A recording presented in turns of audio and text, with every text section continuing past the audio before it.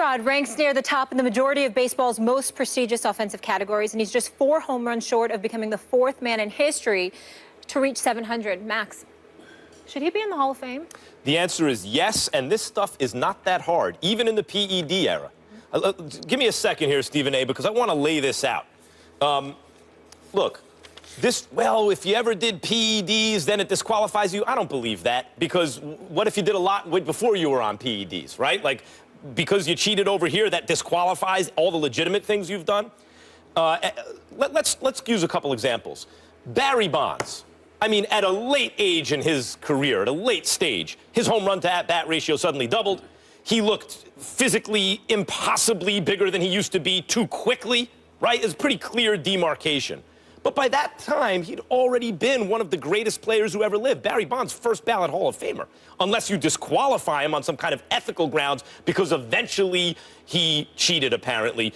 Similarly with Pete Rose. Pete Rose should also be in the Hall of Fame, by the way. Yes, I agree with that. McGuire and Sosa? Come on, guys. The only reason they're even in that conversation is because of what happened after that period of demarcation, where suddenly there was a sudden and dramatic change in their physical appearance, and that was coupled to an inhumanly, like an impossible increase in their production at an age where that shouldn't have happened.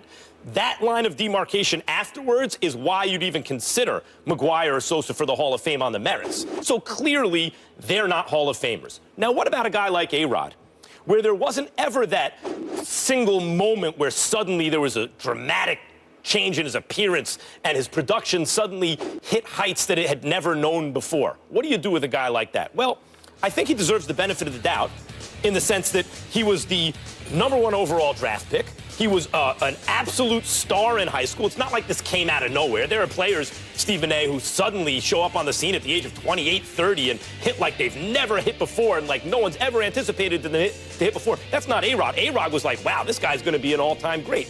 And it turns out he was. But there are 2 moments in his career where people are very suspicious, obviously with the Yankees, and all that stuff came out. And by the way, he had just hit 57 home runs and hit like 320 after kind of seasons maybe half that as good as that with the Yankees. And the other time was in Texas, when he hit multiple 50 home run back-to-back seasons, you know, in the heat in Texas, playing 160-plus games at shortstop. That looked very suspicious.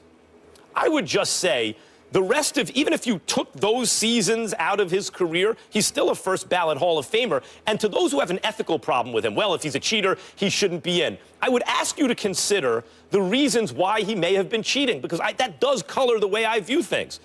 Think about most guys who juice and cheat. They do it for the money. Then they get the contract, they jump off the stuff, and they don't produce.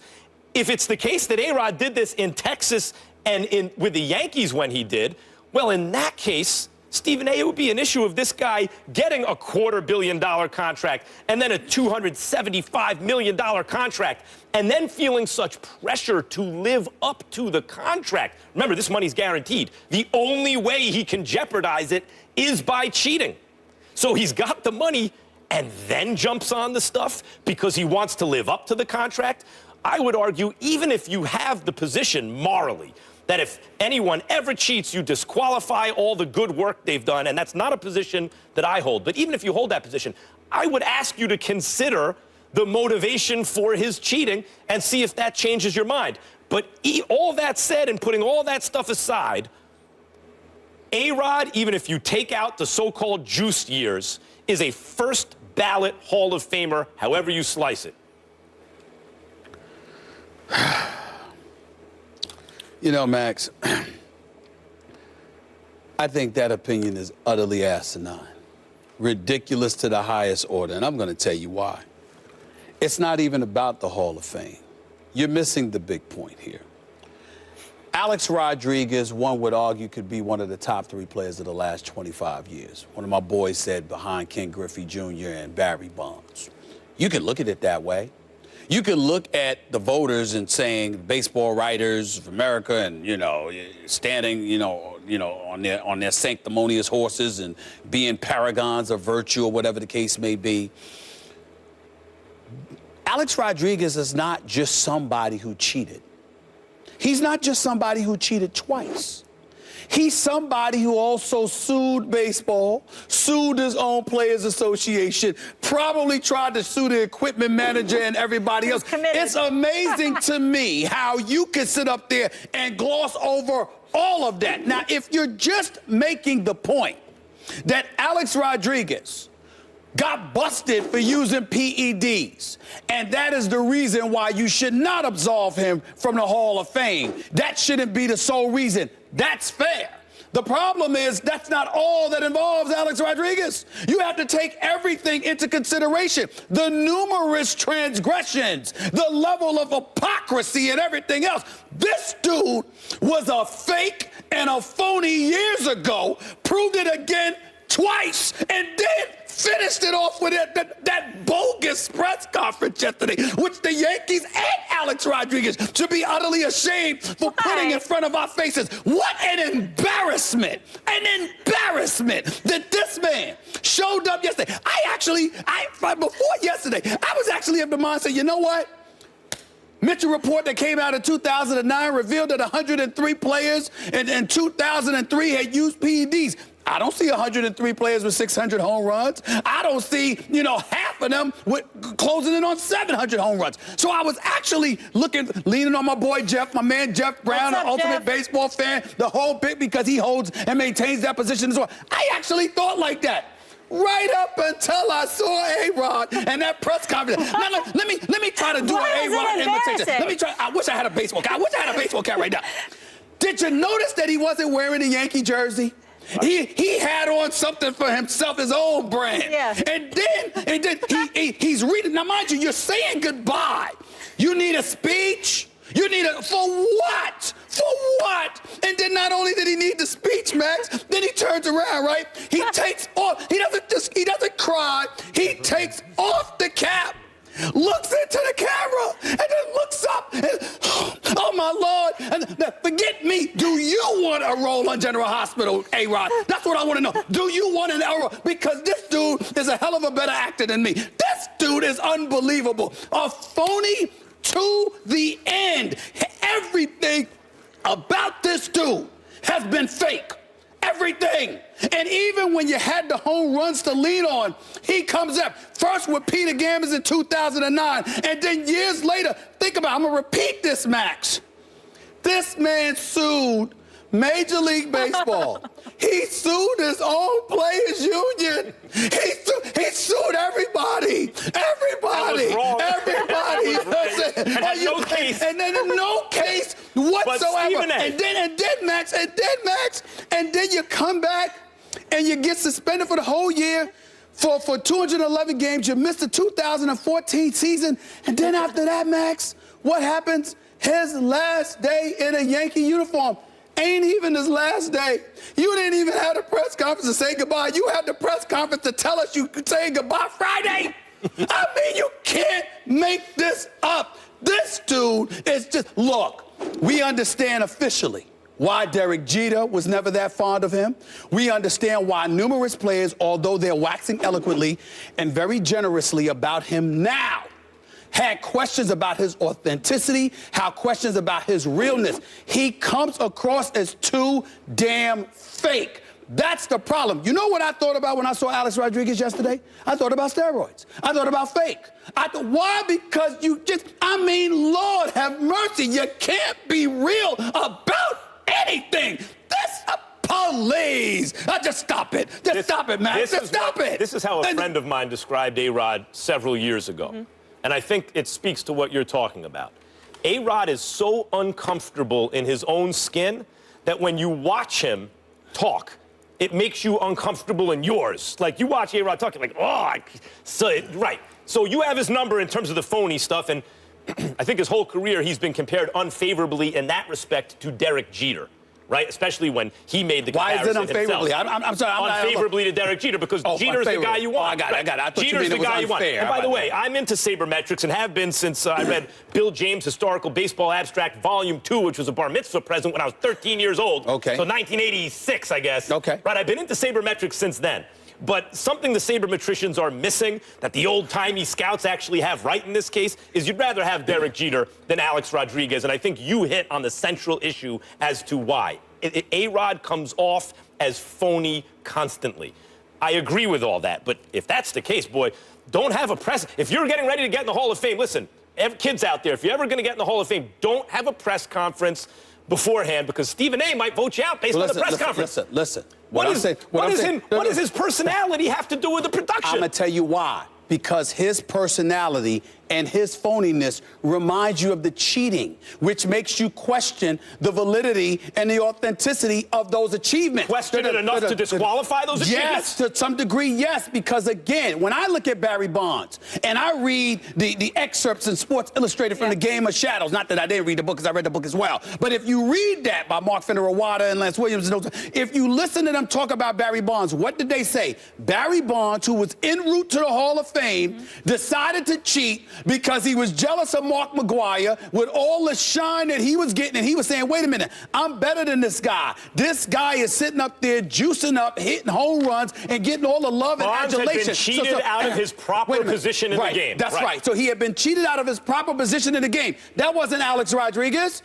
Alex Rodriguez was receiving shine from the moment he came into this league. He was recognized for it. He got a $300 million contract from the Texas Rangers, who never won a damn thing with him. Then he goes to the... I understand your point. He jeopardized the contract to live up to the contract. But the point that I'm trying to make to you is this. This man gives you reason to pause. When I think about Barry Bonds, I'm sitting there going like this. This dude was 30 and 30. 30 home runs, 30 steals, easily every single year. Gold Glover. This brother was big time. He just elevated and he just buffered himself to elevate his home run stature. In the case of Alex Rodriguez, oh no, you can point to that. I'm saying to you, I can look at Barry Bonds and say, okay, 2003 and beyond, you could make a case. Prior to that, not so much. Agreed. With Alex Rodriguez, you don't know when the hell he started, when he stopped. He got caught lying once. He got caught lying twice. He got caught lying a third time when he tried to sue every damn body, and then he culminated all of it with yesterday's press conference. You on your way out of the game, and you have this to remind us of your duplicitous tendencies? How dare this dude? It's just disgusting to watch. I'm a Yankee fan, die hard, and I looked at him. I swear, I wanted to throw something at him. It just makes me sick. I want to be clear. So, do you think he should be a Hall of Famer? No, I think that his numbers say that he should be a Hall of Famer. I don't believe that because you violated the sport with PED use, that should be the sole barometer to determine that you're not in there. The problem, the difference between Alex Rodriguez and everybody else is that everybody else, him and Roger Clemens, everybody else had the decency to walk away. Alex Rodriguez lied to the bitter end. Roger Clemens was retiring and dared Congress to subpoena him. Now, he should be gone. He should be omitted from the Hall of Fame. Worse than the crime. Look, I disagree with Roger Clemens, too. I think Clemens is a borderline case because it's pretty clear the line of demarcation for Clemens where you go, come on, dude, is when he went to Toronto, right? Because he was falling off in Boston. I got it. And then in Toronto, he's like Cy Young Triple Crown winner. That's right. Right? So it's like, but it's not like Clemens started producing in a way he hadn't already produced at some point in his career. But I'm talking about the Lion. Same thing with A-Rod. I'm talking about the Lion.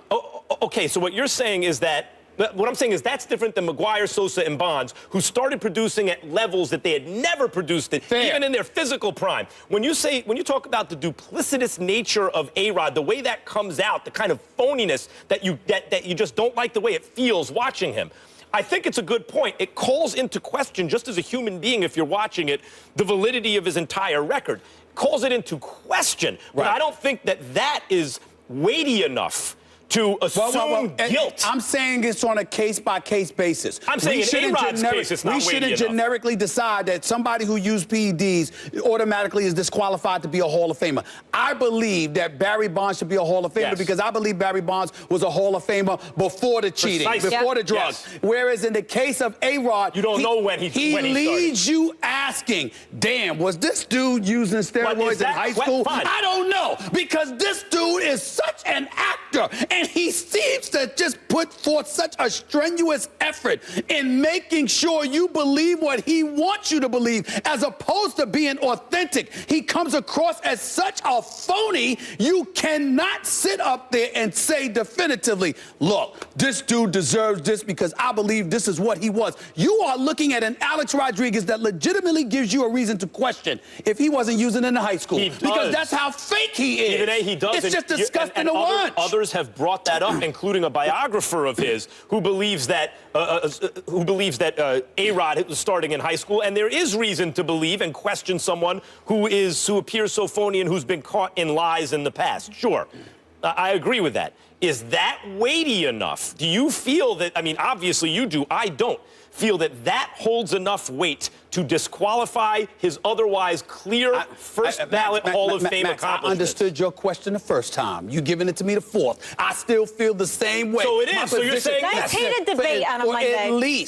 For at least the first ballot, because there's numbers warrant first ballot Hall of Fame. Oh, you got so second ballot's okay? Well, I'm just saying. I'm not saying that. I'm saying that something. You got a lot of jerks in the Hall of Fame, like Ty Cobb and stuff. Don't get me started with that. A lot of bad people in the Hall of Fame. Don't get me started with that. I'm saying make sure you bring attention to the phoniness. Alex Rodriguez's nickname should be Fake. Alex Fake Rodriguez. That's what it should be. Alex Fake Rodriguez. Wait, if we agree not to put him in on the first ballot, on the second ballot, are you good, yes or no? I would feel better about it. Okay. You know what? You want me to pass on the first ballot? If I get, this is political bargaining. If I get your vote for the second ballot, I'm good. And by the way, Alex Rodriguez he hasn't even officially retired. He could actually move on and go on to play somebody else. Where? Go play somewhere else. Not in the major league. I'm just saying, he could. Better get on some better stuff. He could. The point is that he didn't even retire. He just said, my career's, finished with the Yankees. He didn't even retire. You don't know what to trust for this dude. You just don't know. You just don't know. Please. You just don't know. This was so good. Please, sports and TV gods, let Stephen A. interview Alex Rodriguez. I don't think that's going to happen anytime soon. He wouldn't dare. No. He wouldn't dare. All right, we heard what you guys had to say. We had a split decision here, so we need to take it to the streets. Does A-Rod belong in the Hall of Fame? We want to hear from you. Go on Twitter, vote now. We'll share those results a little later. Speaking of Hall of Famers, Michael Jordan had high praise for Russell Westbrook, but you won't believe who MJ compares Westbrook to. We'll tell you that and react after the break.